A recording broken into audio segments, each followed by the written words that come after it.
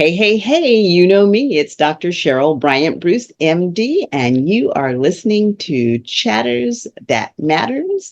I am your show host, the Celebrity Doc.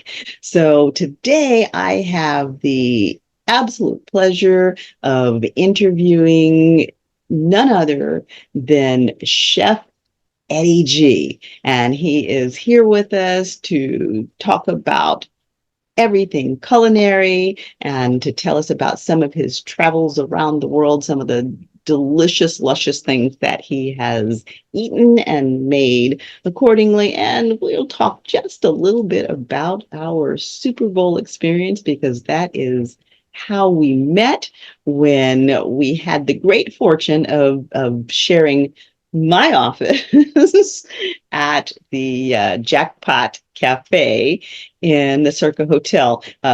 Chef Eddie and I actually made that our temporary office, and technically it was his office because they got there earlier in the morning than I did, but by the time I arrived, they were gone, so it became my office. I'd like to welcome Chef Eddie G. A pleasure. It's an absolute pleasure. Chef Eddie G was in my office for 2 days in a row. We actually ended up conversating on both days. But during the second day, we actually really got to talk, got to know each other. He was there with the Fraticelli brothers, who are vintners there in Napa, Sonoma area, back in my neck of the woods.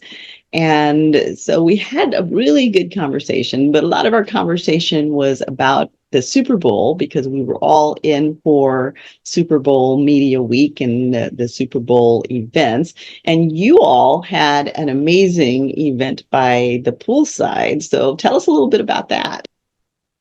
Well, anywhere I go, we're on the road about 300 days a year. So anywhere we go, I try to find a mobile office. So it's in a mobile office and a mobile kitchen. I need that instantly. And it was so funny how we met each other at the Circa and just hit it off. And we were sharing office space, and you were working and we were working. And, the events, we got into town. We were there for I think a little over a week. I think I got in on Monday and left on a Monday, and one event better than the next. We had some great networking events. The food was out of this world. A lot of different, just host events, and just pairing the wines with the foods, and that's kind of my sweet spot. I just love events that are more upscaled, past hors d'oeuvres. That's, to me, a fluid, moving around party. And a lot of the parties that we were at and hosted, that's what they were. So, and to me, that's the greatest thing, is you get everybody around, moving, eating, talking, networking, and kind of like we did, and it's it's such a blessing and such an honor. And Las Vegas hosted an unbelievable event this year. And this was my 15th consecutive Super Bowl, more than Tom Brady has now. So, but it was definitely fruitful for sure. Was it your favorite Super Bowl? I don't know if it was my favorite. Believe it or not, the New York, I did the commissioner's dinner. We were involved with that dinner in New York. That was a really great Super Bowl. Again, it was in my backyard, so there was a lot of perks to it being here in New York. But I tell you, it might have been up. It definitely was up there. And it was weird because all of us kept saying, I'm not sure how Vegas is going to handle a Super Bowl with all the other things. I mean, there had to been thousands of activations a night while we were there, So for Vegas to shine like it did, especially right after Formula One too, it was they did. And other than the weather being a little cold and wet in Vegas, which is kind of weird, you couldn't have asked for a better week. Yeah, they really, really outdid themselves. I was very impressed, and it was just a load of fun. Met some incredible people with incredible stories. So it was very exciting. And then we had that exciting game to go along with it. And even though I was rooting for the 49ers, I wasn't disappointed. Don't bet against Pat Mahomes. That's the do not bet against Exactly. Pat Mahomes. You can't do it. Can't do Exactly. it. And nail biting all the way till the end. It was a great game. And I'm not mad at Kansas City because they played their They game and it deserved was it. it was excellent. And I nobody could throw a rock at my 49ers either because they played their game. It was just a great game. The halftime show was just Yeah. off the charts. And Butcher nailed it. Yeah. yeah, it was really, really good. So I have to give a shout out. We saw the Jason Derulo concert the night okay. before, and Uh-huh. it was cold and wet and raining, and it Yes. was like in this outdoorish, indoorish warehouse type thing. There were less Uh-huh. than 250 people at this event by the end, and Wow. it was out of this world. Out of this world. Wow. Yeah. Cool. Cool. I Yeah. mean, really some good events happening that week and just a lot of fun going on. Now, one of the things that was going on was a lot of food, and that is exactly what you do. And so let's shift gears and talk a little bit about food. And I'm going to throw a little bit of a rivalry in there because you have eaten food and prepared food from all over the world. East Coast, West Coast, who has the healthiest food? So the first filming that I did when I first started 15 years ago, we did a couple of episodes of a show called Coast to Coast Cuisine, and Uh-huh. it was me. It was me, a restaurant chef from New York, and my best friend, Chef JR, who was a private chef out in California, and Hmm. he went to the number 2 culinary school, the CIA Culinary Institute, and I went to the number 1 school, Johnson and Wales. And him and I have nothing in common, and we always noticed that whenever we cooked, we always prepared totally different meals. And the West Coast definitely prepares more healthy meals. I believe it's the same as the islands. You know, you get that Yes. same fruit-based, vegetable-based, seafood-based for the most Hmm. part. Hmm. I don't want to generalize, but for the most part. But yeah, I would say that the food experience overall on the West Coast is probably healthier than the food experience in Little Italy or whatever place you want me to take you to in New York City, you know. So again, I don't want to piss off any restaurant owners in New York that are going to, we have the healthiest. Okay, simmer down there, chef, you know. But for the most part, I would definitely think that the West Coast and down into the islands is healthier than the East Coast into New York and Boston in particular. So. Okay, excellent. And Boston is where I went to medical school in the land of Boston baked beans. But really, what I remember Boston for as far as food was the lobsters, because you could get lobster anywhere in Boston. And I would always come back to the West Coast carrying my box of lobsters on ice. And about halfway through the flight, they'd all start to come off of their dormancy because while they're on the ice, they're quiet and they're basically napping. But once they start to warm up, the boxes would start to rock and roll, and you'd see people sitting around me. The eyes pop. What the heck has she got in that box? As they Right, started fighting. right. But yeah, I missed that lobster experience on the East Coast there. Oh yeah. So we've jumped into this a little bit out of sequence because this is a recording of this show that will go live, but because we had a little technical difficulty earlier, we did have to refilm some of the sequencing. I'm actually happy that we did because it'll give me an opportunity to allow Chef Eddie to really tell us more about his background and again how he started and where he trained and what led him into this culinary experience that he's journeying on. Yeah, I mean, started in the kitchen with my mom and my grandmother, you know, 6 years old, 7 years old, standing on the stool in the kitchen, watching them cook, and helping where I could. And that led into when I was 13, my buddies were all older than me. They worked in an Italian restaurant in New York, and they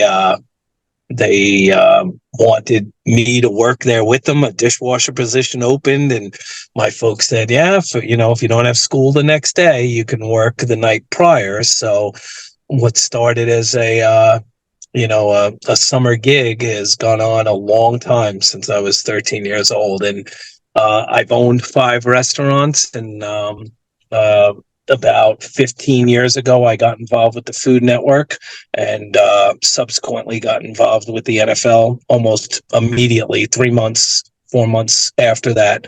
And here we are.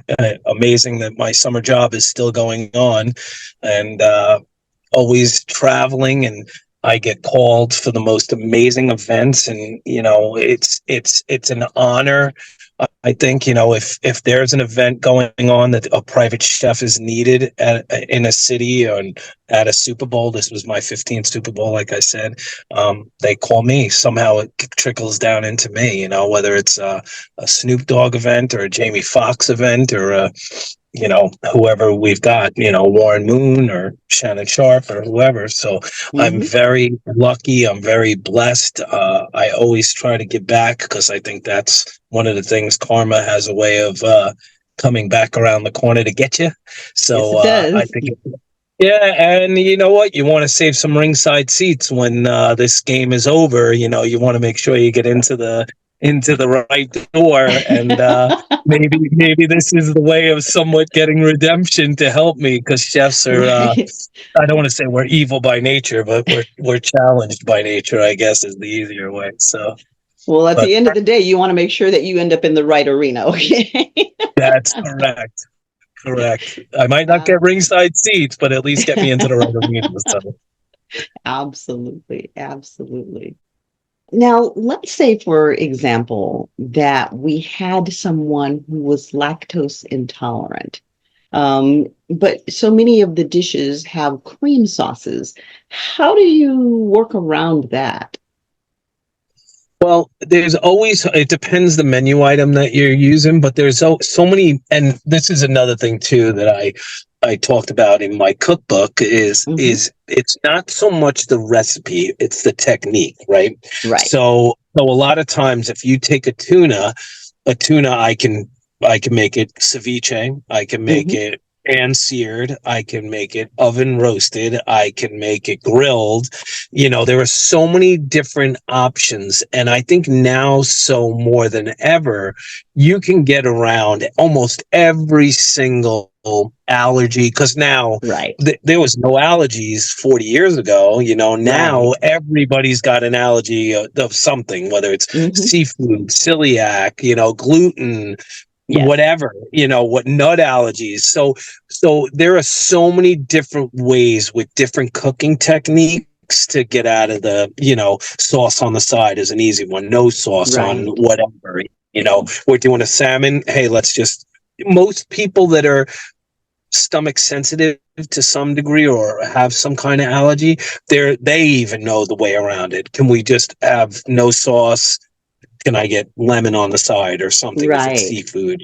So there Right. there are so many ways around it these days that most chefs are prepared for it. We have the option, even as simple as when you have a dairy allergy, which is common, instead of us doing a saute of broccoli in a garlic butter sauce, just steam it, bam, Hmm. nice and easy, bam, onto the plate, out the door. We didn't even miss a step on the line, So Right. there are so many different options now for when you do menu creation, I guess, Uh-huh. to get yourself around those allergies or whatever it is. It's a lot. Sometimes it's even dietary. So Right. somebody Oh, doesn't yeah. want gluten, somebody doesn't want whatever. So Absolutely. Absolutely. And then, I mean, one of the things that used to be an issue, I'm pescatarian, so I don't eat meat, and it's not because it's a fad kind of thing. It really messes with my stomach, always has. So I pretty much avoid meat. And a lot of times in the past, even the vegetables were prepared with meat. Now that's not so much the case. I'm finding that pretty much everywhere I go, any vegetables that are prepared, they usually are not prepared with meat. What other changes have you seen in terms of healthy food and consciousness about allergies? What other changes have you seen over the years? Because you've been there for a while, and just like everything else, the way people are eating has changed in terms of preferences, and some things come and go, are fads. But I think because of everything that's going on, like you said, the allergies, our environment's so toxic now and people's immune systems are so hypersensitive that we are seeing these progressive changes occurring. What are some of the changes you've seen and how do you accommodate for those? Well, it's again funny that you say it, but I've owned three steakhouses. Mm-hmm. So my last one was up in Harlem, which was one of my favorite. It was a filming studio slash tapas steakhouse, I called it. Oh, And nice. I remember this one night I had these four vegans come in, and they Uh-huh. wanted me to do a vegan tasting.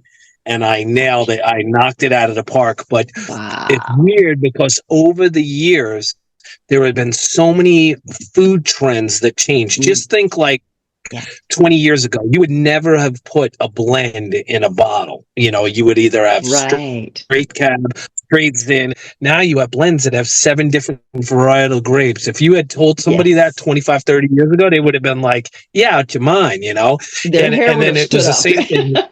Right. But then you also had years that steak was, everybody was doing the Atkins diet. Nobody, Right. every Atkins, meat only. Then you Right. get the next, and it was everybody was doing the pasta diet or the bread diet. So I think you go through these 7 or 8 year cycles I've noticed over the years. But with that being said, to me, the pescatarian diet, I think it's the most common that I see. Hmm. Again, I'm out in Montauk, New York, which is a seafood capital of the world. So it's Right. kind of easy to make everything seafood. That's all I eat during the summer. Yes. But with that being said, I think you're seeing people wanting to know where their fish is sourced from, I know for me, if I'm on Long Island, if I'm out in Montauk, I'm only eating seafood. I'm not eating beef out there. I'm not eating chicken out there. I'm not eating pork out there. If I'm in Right. Texas, I'm eating barbecue. I don't eat barbecue in New York. I eat barbecue in Texas. Right. If you're in the middle of the country, you're eating, you're not eating seafood. You're eating beef for the most part. Right. Same thing if you're on the West Coast, you're eating more healthy, citrus based, fruit based, vegetable based foods. So to me, it's a little bit of regional. Same thing with Europe when you're on the coast in Europe, anywhere or whatnot. So to me, I think it has to do with regionality. Again, my show Yes. Locavore to I be a like whole, that. I but really like that. yeah, it's all about locally sourced. And the coolest thing is we fly into an area and we learn about what's locally sourced, and then I put my Right. spin on Hmm. so I love that. I love the seafood component to, because pretty much that's the world food. We're surrounded by oceans, groupers in every water in Hmm. the world, groupers in all waters. But I Right. love seeing new fish, kingfish down in the islands, barracuda. We don't have barracuda here. Our tuna, cold water tuna is so much better than warm water tuna. Yes. Sorry to And anybody that not. I am in love with parrotfish. Yeah, I mean, you don't usually see it here in the United States, but yeah. I've come I across an had it the other day. international market that has Yeah. parrotfish. I am in love with Oh yeah, parrotfish. I had it the other day in the Bahamas, and it was awesome. Uh-huh. We had conch, conchs in our Oh water too. gosh, I But absolutely love conch, conch. me too. And we added conch salad, conch fritters. We added in Uh-huh. it was almost like a fish and chip they made with Right. I was just telling this story tonight. So to me, it's all regionally sourced food. And then, like you said, I think if you ask, I'll bet you that pescatarian is probably one of the biggest diet trends or food trends, if you will. And Hmm. I love it as well. Don't get me wrong, I Hmm. don't mind a steak every once in a while, but Yes, yes. And everything in moderation. yes, and I mean, I love what you say about locally sourced because that is one of the things I say. People talk about organic. And that's really cool, but it's hard to get anything that is really organic, even if it's coming off of an organic farm and they're not using pesticides.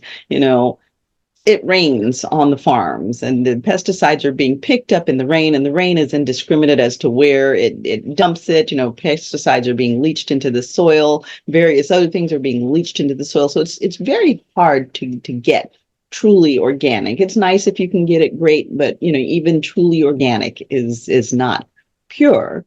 What I think is more important than organic is, as you said, locally and regionally sourced. And the reason for that is because when things are being shipped all over the world, if they're produce, they're having to be picked early before they're ripe, and then they're put into shipping containers, and then they're sprayed to ripen them. And it's artificial. They never ripen naturally. And so they don't reach their fullest nutrient content. And then the other part of it is, again, I'm pescatarian and I don't eat meat preferentially because of GI issues.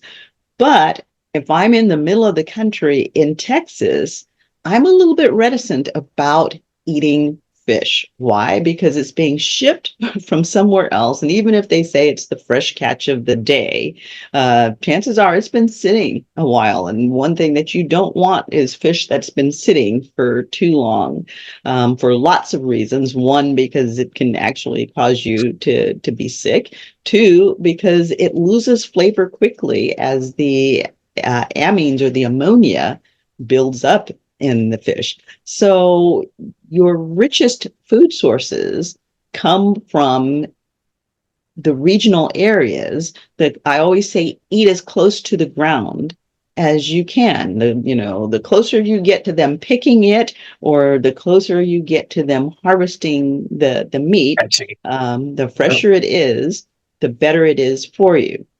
Now, I have a meat question. This is taking another turn, just because I'm curious about it.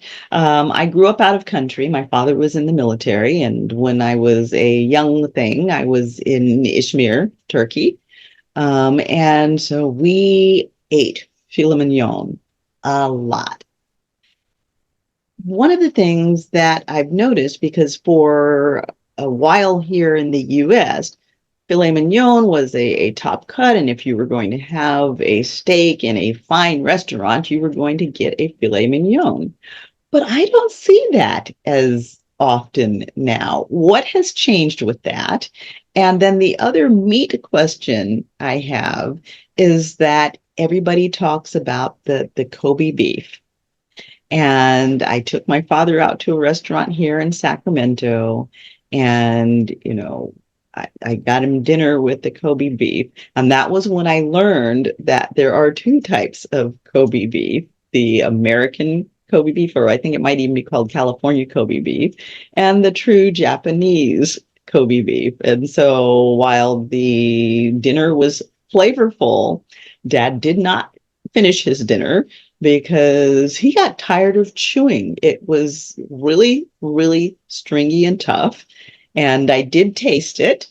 Again, the flavor was great, but it was like chewing shoe leather. So can you talk to us about meat choices there? Well, I'll answer the filet mignon one first, only because filet will probably always be the most desirable and most expensive cut of meat. The thing that you're seeing probably over the course of the last 20 to 30 years is that every part of a cattle is being used now. Terrace major, which I'm not sure if you've heard of, but there are so many little parts that they either ground for chopped meat or cut and fine. Like tri-tip was a steak that really wasn't around back 30, 40 years ago. Right. And now, so now every part of the beef of the cattle itself is being used is edible. I mean, we're even using bone marrow, for goodness sake, so filet will always be dollar for dollar when you break domestic regular, either Black Angus or regular cow Mm-hmm. down. Filet mignon, that tender loin is less fatty, usually a greater, it's extremely tender, and it's incredible. It's a great tasting piece of meat, especially if cooked right. Right. But to me, filet mignon will always be the top of the top. But with Okay. that being said, short rib, you take that short rib and you braise it in Cabernet for, 5, 6, 8 hours, 12 hours, and let that thing break down.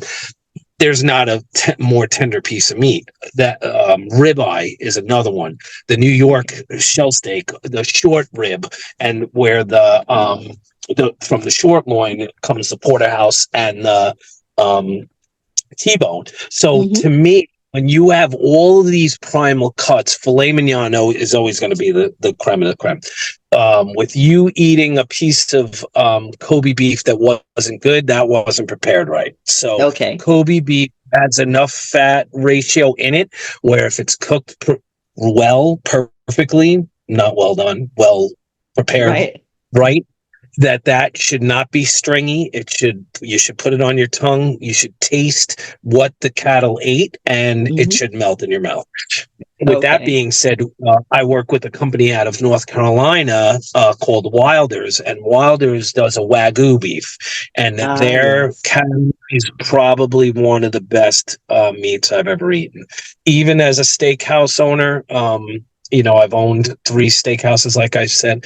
Mm-hmm. To me, you can't eat steak often. Right. Once a week, maybe every other week, better. Maybe once a month these days is what I want. So I think you got to be very careful with the cholesterol and all that stuff. But then again, you Yes. look at the Atkins diet, like we talked about, or even Mm-hmm. keto. Mm-hmm. Everybody's doing this keto, which to me is a modified Atkins diet, but it's Right. all meat based, So, but Yes. they're to me, a great chicken, a great lamb, some of these other pork I even love. So there are Mm-hmm. so many great food choices, but to do it like we talked about, locally sourced, to Right. know where it comes from, But on that one that your dad ate, I'm going to say that wasn't prepared correctly. That's the word I Okay. use. All So right. that It's just, again, I didn't see it. I don't know. It's hard to tell when you don't. I'd have to yeah. see it, but I that's, think I'm it's gonna. pretty safe to say that it wasn't prepared correctly because even lesser cuts of meat really shouldn't have been that tough. It was like chewing No, shoe leather. It was very flavorful, but boy, your jaw was sore when you finished eating it. So, and they're nutty about that Kobe beef too. Like they're very yes, proprietary. Yeah, very. They're very protective of that brand. Very, yes, very. Yeah, they want to get that yes. right. So. Yeah, and I was so disappointed because it was my birthday, but I really wanted to do this special thing for Dad, and so I was like, oh, so I owe him a good Kobe beef next time. Yeah, yeah. If you can find Wagyu, true too. Try a Wagyu or a good. To me, in America, Black Angus steak, you can't go wrong with the Hmm. prime Black Angus steak. You can't go wrong with it. And Right. any prime ribeye, porterhouse, you name it. And it's if you got a good chef in there and it's purchased correctly and stored correctly and aged correctly, there's nothing better. Right, right. And as you're talking about the Black Angus steaks, and you asked me about the Terrace Major and the whole bit, it made me smile because I actually, prior to deciding to go into medicine, in school, I was an animal science and wildlife and fisheries biology major. So we had to learn about all of that and how the meat and all was processed and all of the different types of cattle, whether they were Black Angus or Herefords or whatever, the case may be, and even the types of meat that came off of, each one and why different ones were preferred. So that took me back a long way. Well, you just took me back to culinary school where because in my steakhouses, we cut down meat, but we didn't Right. cut down, a half of a cow. Where in Right. culinary school in our butchery classes, we got a half cow delivered and had to break Yes. the cow down, So you just brought me back to culinary school. So Yes. Yes. welcome back to culinary school. So those are kind of fun memories. Now Yeah.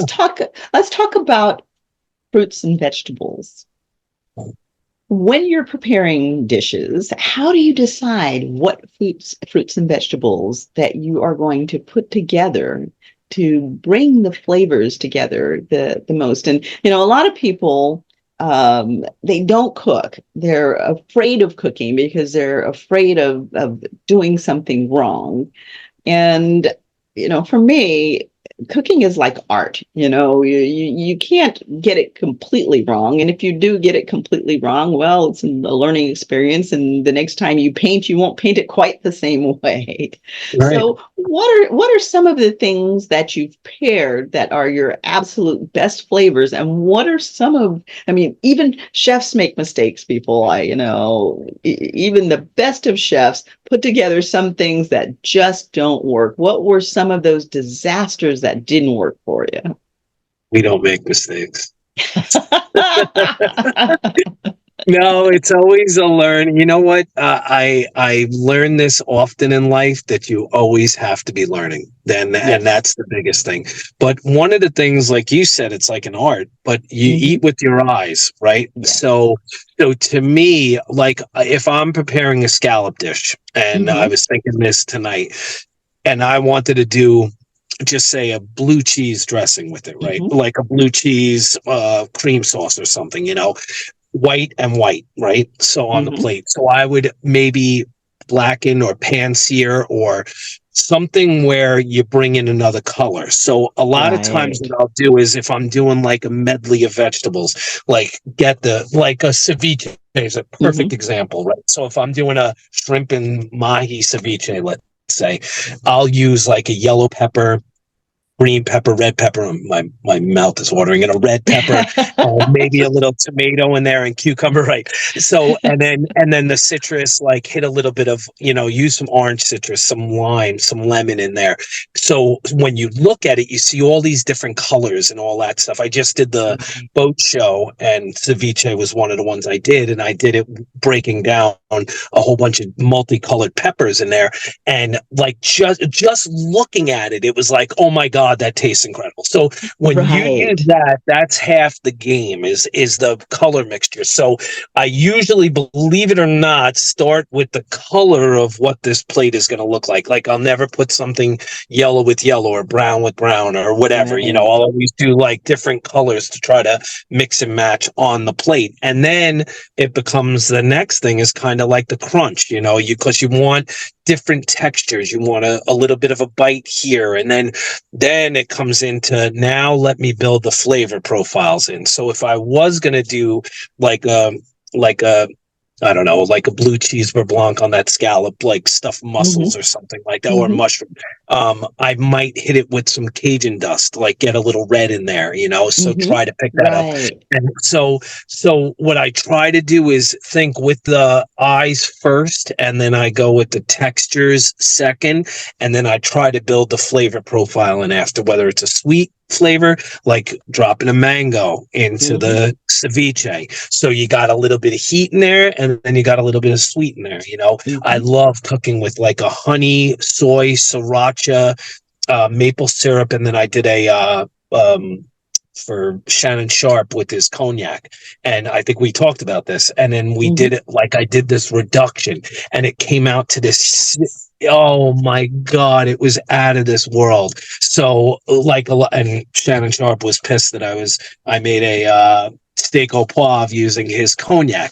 But Mm-hmm. so what you do is you try to build, like I said, I think I start with the visual first, and then I go into texture maybe second, and then the flavor profile third, because that's kind of easy because you can build in the sweet, the heat, whatever you need to do, you can kind of move around, if that makes sense. Mm-hmm. So if that makes sense. Absolutely. And Absolutely. hopefully, And did that answer the question? I feel yes, like I went off the rails.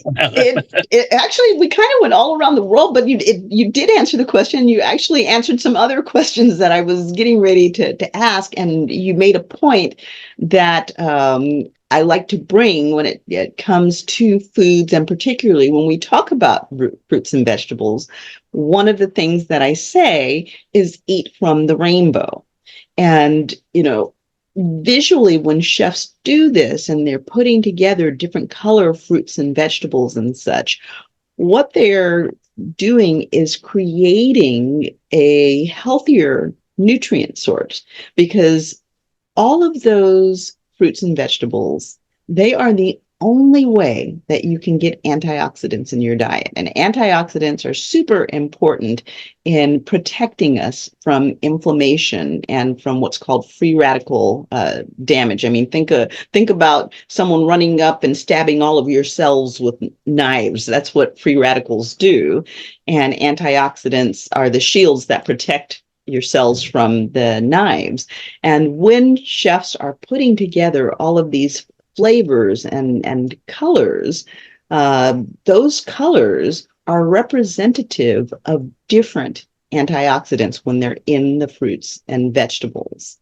And the other thing that you were saying was in terms of the flavor profiles, adding these colors in, the visual perception of food. When we think about food, we think about it in terms of taste and our taste buds. But you have to remember that the actual sensation of eating and the flavors that we get from eating, the satisfaction that we get from eating, is not a singular sensory experience. It is not just about the taste buds. One of the things that you as a chef, I'm sure, have to think about is, what is this food aroma going to be? Different aromas create different sensations of taste. And that visual, I mean, we don't think about visual being connected to palate, but you can prepare the same meal and slop it on a plate. And this has actually been scientifically shown. They've done research that showed this. You can use the same ingredients, slop it on a plate, or you can have it nicely prepared and arranged so that it creates a beautiful visual plate. And what happens is that the perception is that the food that's slopped on the plate does not taste as good, even though they're the exact same ingredients, the exact same preparation, but the presentation being different, the eye tells us that that food does not taste good. Oh yeah, without a doubt. Now I'm going to answer your next question. So I've been involved with the St. Lucia Food and Wine Festival, St. John Food and Wine Festival, Jamaica Taste of Cayman, the Bahamas.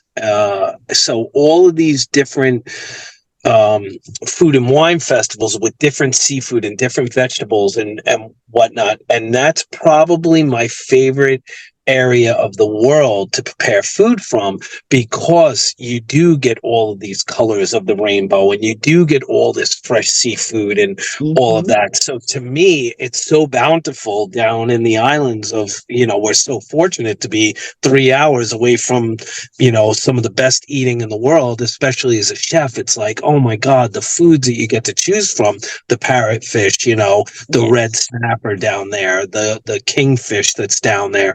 And on top of it, then you get the pineapple and the mangoes and coconut. So, yes, and I tell you what, mango in the islands is so different than that stuff that you get on the shelves in the supermarket. If you've never had them outside of the United States, outside of the supermarket, you have never had a mango. And Grand Cayman has 8 different varietal types of mangoes. And one of the things the locals do, which I did on Wednesday in a week ago in wherever I was, Bahamas, is they eat the mango in the ocean. So when sunrise, you go to the ocean. Hopefully, I'm telling a secret, but the locals eat it and dunk it right into the ocean. So you get the sweetness from the For the mango, salt. salt from the sea. It is, Yes.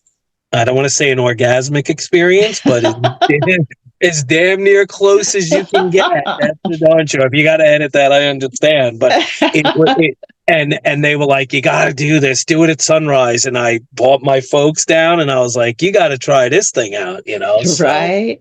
so Right. it's little stuff like that. But then you wonder why, people in America live till 70, 75, and people in the islands, everybody's 90 plus years old down there. Right. Right. Well, but they're And 90 and healthy. They're 90 right, and fit. right, right. Hmm. Yeah. So it's all about food choices now, isn't it? Right. Right. And then, so many people believe that they cannot eat healthy and still have good food choices that are tasty. And we have places like the islands in Southeast Asia and, all of these different places that are using all of these different flavors and spices and all. And the food is absolutely delicious. As you said, it's practically orgasmic experiences. And yet still they are fit and healthy. You see 90-year-olds running around that are healthier than our 20-year-olds. So, food is what you make it. And you can have very healthy, extremely flavorful choices. And part of having those is being able to think outside of your box and take the risk of trying something different. Now, what is your most difficult food to prepare to make it taste like something? What is something that the Well, basic thing you started out with was just, I don't know if I can do anything with this, and you've made it fabulous? Well, I just want to go back for a second because you've said it twice and I didn't address it. But I tell everybody everywhere I go, no matter what, if you're cooking just for yourself, you're not selling it or cooking it for whoever. Experiment with new things. Go to Whole Foods. Go buy a fish you've never seen or played with before. Go buy a fruit or vegetable and try to come up with something. I'm sure it's going to taste fantastic. It might not look good, but if you mess it up somehow. So, but I say that all the time to try new stuff that you've never. But I got to be honest with you, and we're kind of fortunate because the way that when I do travel and cooking, and again, 15 years of the travel culinary part of what I've been doing is usually I'll taste something prior. So the biggest challenge I have is if I'm given something and somebody says, here, make something of this, well, Right. I'd love to see what the taste profile is of this, Yes. and a perfect one when we filmed in Haiti at the Haiti Food and Wine Festival. I failed to mention that one, but the John mushroom that's down there, and that mushroom I had never seen before, I had never cooked with before, and I wanted to eat it in a restaurant to try to see how let me see how you guys prepare this and see what it's like. So a lot of times the only challenge if I got one shot at it, then I'll try to figure it out because, and I know this, I don't want to make this simplistic or whatever, but a lot of times if you have a white fish, like a striped bass in New York, that striped bass is going to eat similar to like a Chilean sea bass. It's going to eat similar to a kingfish down in the islands. It's going to, preparing it wise, it's a sturdy white fish that you can pan sear. You can throw it on a grill, it's not going to stick, so, and then you get some flaky fishes like the fluke here or the parrotfish down in the islands, so it's a matter of once you have the technique, like we talked about earlier, it can resonate with other brands of fish, if you will. So a lot of times I just need to know what does that thing taste like? What's it supposed to taste like? And then, okay, let's go get it, So if that, hopefully that answered that question. So yes, it did. Yes, it did.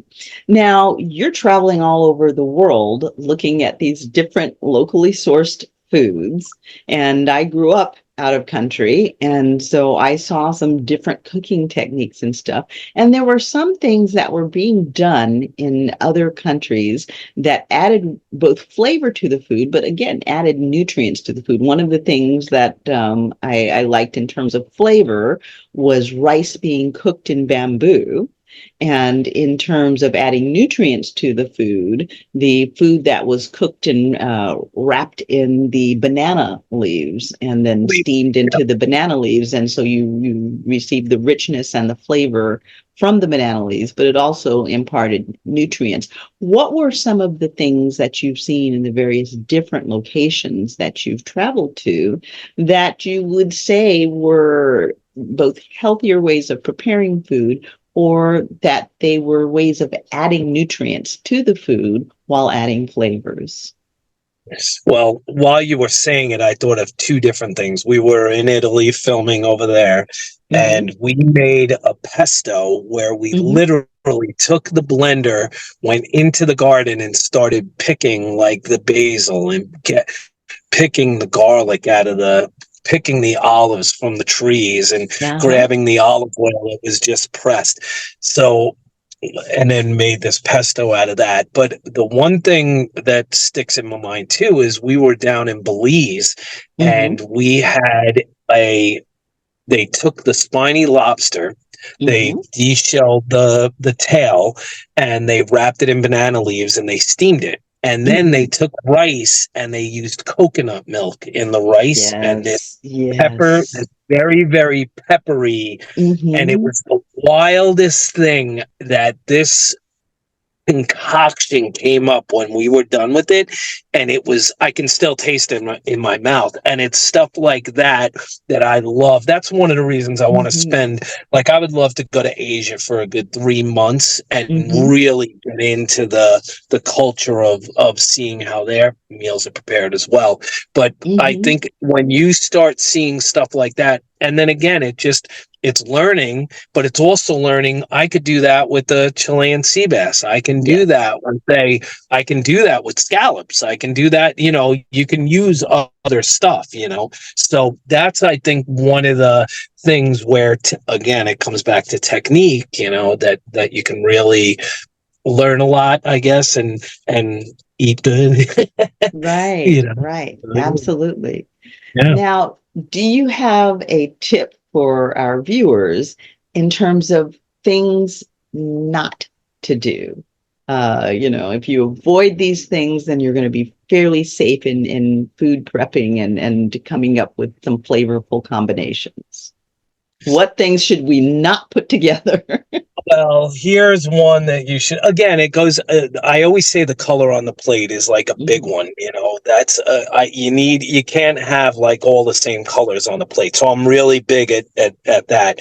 But the one thing that I thought of when every restaurant that I purchased had a microwave in it. And I used to have this throwing away the microwave ceremony where everybody would come in, and we would have like this lifting it and taking it, and everybody would take it to the garbage and get rid of the microwave. So to me, you should never use a microwave ever. There's no need to ever use a microwave in your life. Anything that brings food to 150 degrees in less than 10 seconds, that food, there's something wrong going on there. I can't tell you what it is, but I can tell you not to unplug the machine and throw that machine in the garbage. So that would be, if I was telling your people what to, anybody that's listening with that would be my tip. But again, just, it's just, to me, experiment, go grab a fish you've never seen before. Go to a dock somewhere where they just caught fish, just came in on a boat, and you've never seen that fish. Monkfish is a perfect example. Monkfish is in our waters here, and they call it the lazy man or poor man's lobster, they call it. Right. But when you see this, he's an ugly fish. When you see him on a dock, he's Google monkfish and take a look at that guy. And when you eat them, it's incredible. Pan sear it, and then finish it off in the oven. Make a nice little healthy sauce with it. A citrus beurre blanc is perfect for that. And so to me, it's experiment, try new things you've never played with before. You go into rhubarb is another Oh, I perfect love example. rhubarb. I love rhubarb. What do you do? But a lot of people are afraid of it. Go get Hmm. it. Go cook Hmm. it a little, to saute it, Hmm. blanch it in something, Hmm. treat it like broccoli, treat it like asparagus, So to me, it's about trying stuff, experimenting, especially if you're cooking for you and your wife or your husband or your boyfriend, girlfriend, whatever, your family, put it together, go figure it out, make the plate Hmm. look good. And the worst thing it's gonna taste good. It might not look good, but Right. try to figure it out, And then once you get those techniques down, pan searing, sauteing, whatever it is, you can apply it to other proteins. Hmm. Absolutely. How do you feel about durian? It's weird. It was where did I cook it last? It's to me, I love all fish. I haven't met a fish I haven't liked. So um it's got a lot of the qualities of our flounder here. Hmm. Uh, but even like we were in Spain with sardines, and they Hmm. had so many different Yeah. varieties of sardines, Hmm. and it's just, to me, go somewhere, see what the local stuff is, and get it. If you're, I know you're a Yeah. pescatarian, but if you're down, in Texas or in the middle of the country in Vegas, get something locally sourced. Hmm. Here's a good one. We had a shrimp sponsor at the Las Vegas Food and Wine Festival, Uh-huh. and the kitchen was packed with, the Bobby Flays and the Guy Fieri's and all the whatever's in the kitchen, and I couldn't get in the kitchen. I couldn't schedule kitchen time. Uh-huh. So shrimp was one of the things that was a sponsor or whatever. Shrimp was around, so they were like Yes. something with shrimp. So I was standing outside and I saw some workers in the field, and I was like, "Do you know what they're picking?" And the guy was like, "I have no idea." So I walked over. My Spanish came in handy, my kitchen Spanish, and my 8 years of studying Spanish. They were actually cooking paddle. They were harvesting paddle cactus. So Uh-huh. I took the paddle cactus. The guy gave me a case. Because he loved my Spanish, gave Yeah. me a caja of paddle cactus, and Yes. I had a bunch of interns. We cleaned up the cactus.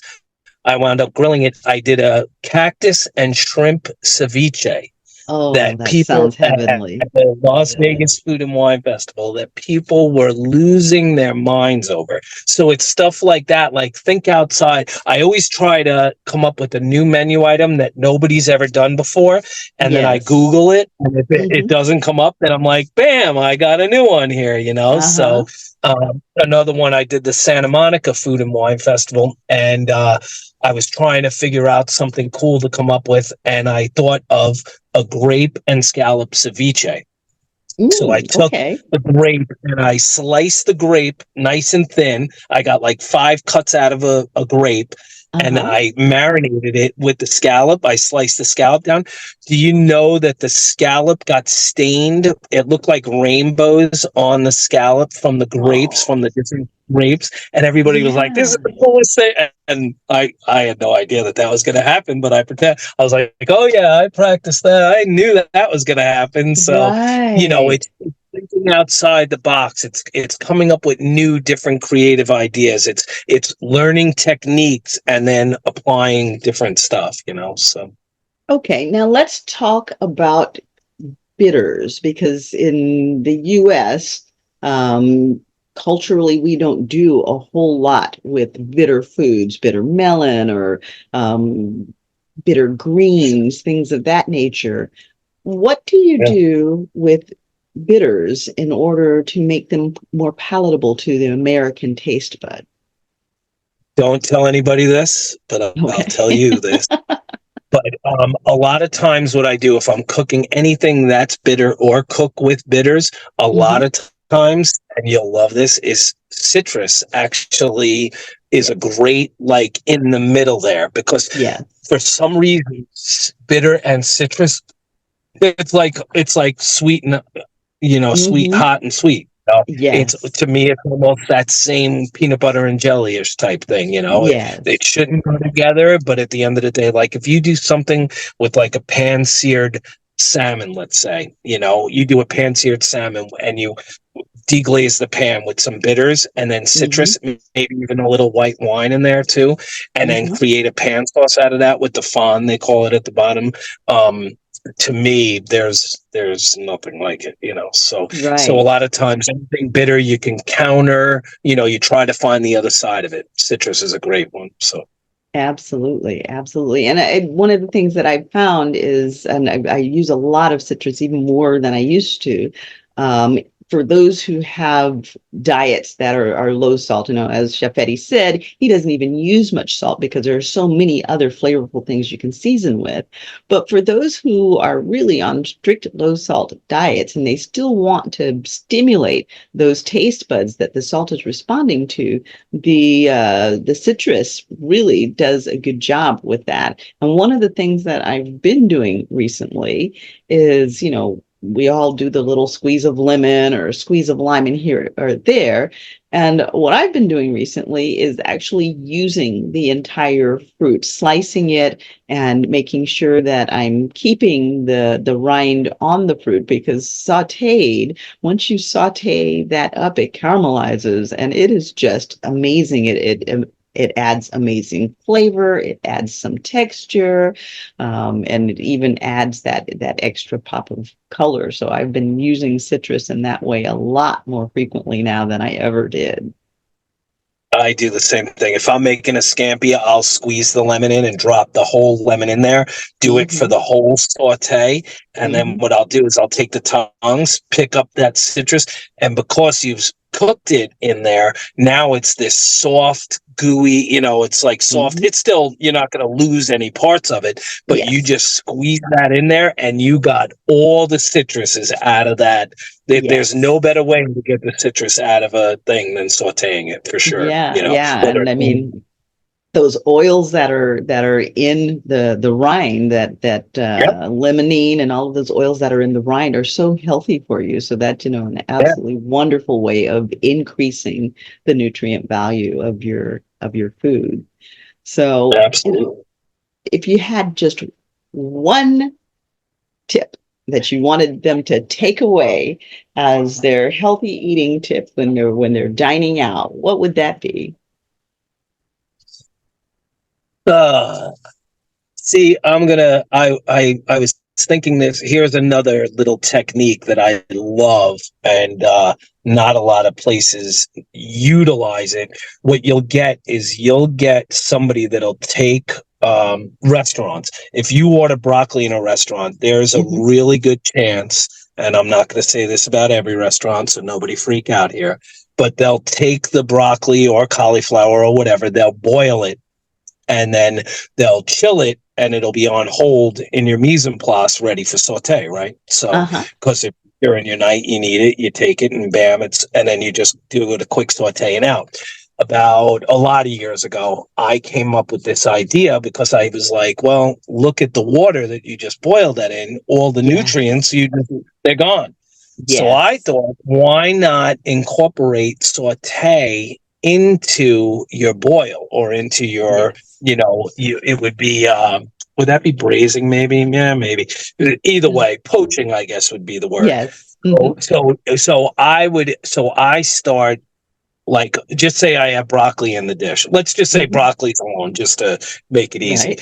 A little bit of oil in the pan, garlic in the pan, and enough water to evaporate or cook out by the time the meal is done, by the time the Hmm. saute is done. So Hmm. all of your nutrients stay inside of that saute. And I do Yes. it all the time. It's a little more challenging in a restaurant. And a lot of times, thank God I'm the boss, so I can make that call. But Hmm. it's a little nerve wracking if you get a lot of broccoli all at the same time. Broccoli Right. orders across the board because it's a little more time consuming because you're Right. taking it from raw to the plate. But Yes. I like it better because you're keeping the nutrients and it's a la minute, to the minute. Hmm. So Hmm. so to me, that's one of my favorite tips, techniques, if you will, Mhm. for healthy eating if I'm cooking or you're cooking it yourself. So, because like I said, a lot of times if you're eating that in a restaurant, that broccoli has been pre-cooked, pre-boiled, all of your nutrients are out, and now you have this beautiful green broccoli with 90% of the nutrients that you just flush down the sink, So, but Exactly. to me, I think, and it's the way I eat when I go out, especially if I'm out with somebody, is I will split a meal. Split order Yes. instead of all of this food. Order an appetizer, split the appetizer. Order a salad, second course, split the salad. Order an entree, prime rib, third course, split the prime rib. Order a dessert, split it in half, and then you've eaten half of the amount, and you're not loaded up on fatness and disgustingness. Absolutely. Abs- Absolutely. And it's Absolutely. weird. Now I'm looking for the first time at my silhouette, and this is kind of going to look like, because you're all like bright in the background. Mine looks like I'm hiding in a closet in the kitchen or something. I'm hidden away in the back here. So See, but we see you. yeah, it's That's my what's silhouette. important. You can see. Yeah. That is what's important. So, Eddie, it has been absolutely fun having you on, and Thank I you.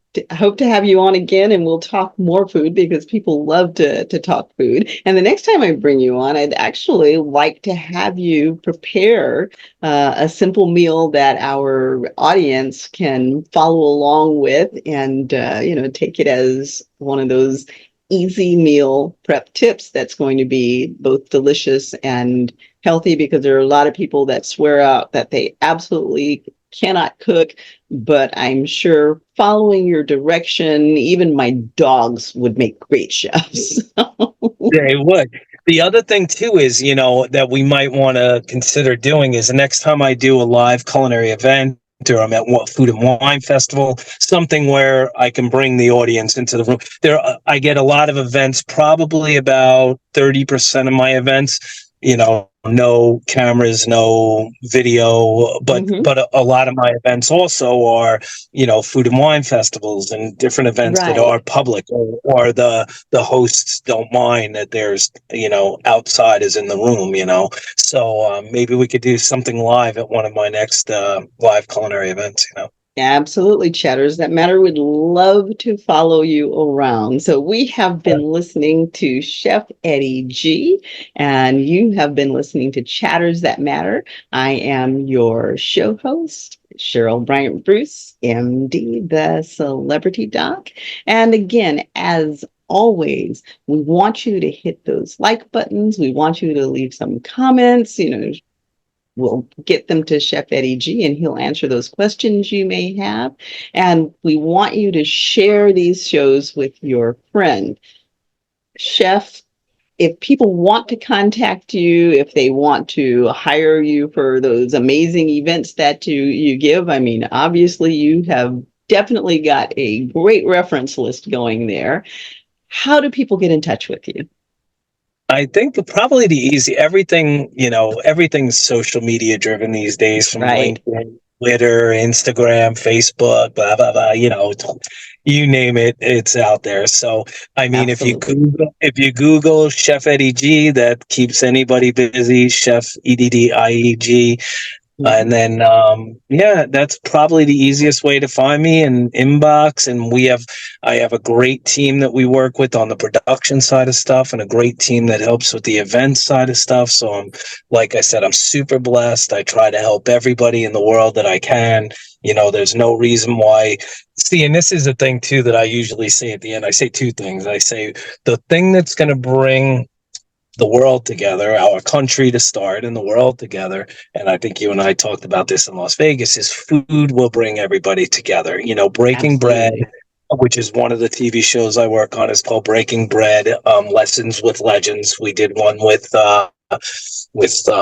Warren Moon, Mhm. XFNO player for the Houston Oilers, and we have Yeah. one coming up, Shannon Sharp. So those kind of situations where let's there's no reason why we can't all love each other and share a great meal and a great bottle of Fraticelli wine from Napa, and and Yes. everybody get along and talk about all the things. We all have more in common than we have not in common. So let's get that straightened away. Let's work on that. And then my father always said, become a dentist because everybody has a mouth. So I became a chef because everybody. But yeah, Chef Eddie G is a way to find. I'm easy to find, and anything I could do to help or guide people in the right direction or share whatever. That's what we're here for. Is to help one another. Absolutely. And the next time that we get together, we're definitely going to have to get together with those Fraticelli guys because we had way too much fun there in Las Vegas. Oh my God, yeah. The other thing too is next year's Super Bowl is in New Orleans, so we're already starting. I got to go down to New Orleans next week also. So yeah, a lot going on. So I'm planning on it, and I'll see you in Sacramento. But New Orleans, let's plan on doing something together because I definitely plan on making it down that way as well. Absolutely. Thank you so much. All right. Thanks for joining us. And again, you've been listening to Chatters That Matter. Thank you for listening to the show. Thank you for supporting us. And we look forward to seeing you again next week. Our show airs on Mondays and Wednesdays at 6 p.m., 7 p.m., and you can catch the replays at any time by going to YouTube. So we look forward to seeing you again next week. Chatters That Matters. Remember, health is wealth. You are your greatest asset. Invest in yourself. So it was such an honor to meet you at the Super Bowl in Las Vegas. And, your Chatters That Matter, we had been talking about it while we were in our mobile office together. And we had talked about this potentially happening where we get to sit down and chat a little and talk about things that matter. And here we are. And I'm honored to be involved with what you've got going on. I always, love to discuss food and events and sharing great stories and meeting great people. I think that's one of the greatest things that food and wine do, is it brings great people together. And like I've talked about before, is I think that's what's going to heal our country and our world is sharing food and getting to know people and really loving one another again. I don't think it's that hard, because we do have more in common than we don't, so and then as far as I'm Chef Eddie G, and I've been fortunate enough to be filming and being involved with Super Bowl events and TV shows, and I didn't even talk about the tailgating segment that we're working on in September. That'll be surrounding sporting events. I can't tell the name of it yet, but so we start filming in September for that, and as we discussed, the Lessons with Legends, Breaking Bread, BRED. We did one with Warren Moon. We have one with Shannon Sharp coming up. So there will be different athletes and influential people that really don't talk about so much what's going on in their lives now, but more like how they got to where they are in life, so it's not just the sports end of it. It's the leadership qualities of Warren Moon, or, his entrepreneurial ways and stuff like that. So, it's to me, food and beverage kind of fits into everything, doesn't it? So whether we're, whether we're celebrating or mourning or whatever, food is always in the picture. That's the one thing we all have in common on the planet, is we all need to eat. So to me, I love being in the food space. Like you've heard me say, my dad said, be a dentist because everybody has a mouth. So I became a chef because everybody has a mouth. And to me, it's about breaking bread, and it's about sharing stories and getting to know one another and finding our commonalities. And if we have something that we disagree on, we don't have to kill each other. We can have a civil conversation and cheers a glass of wine at the end of that.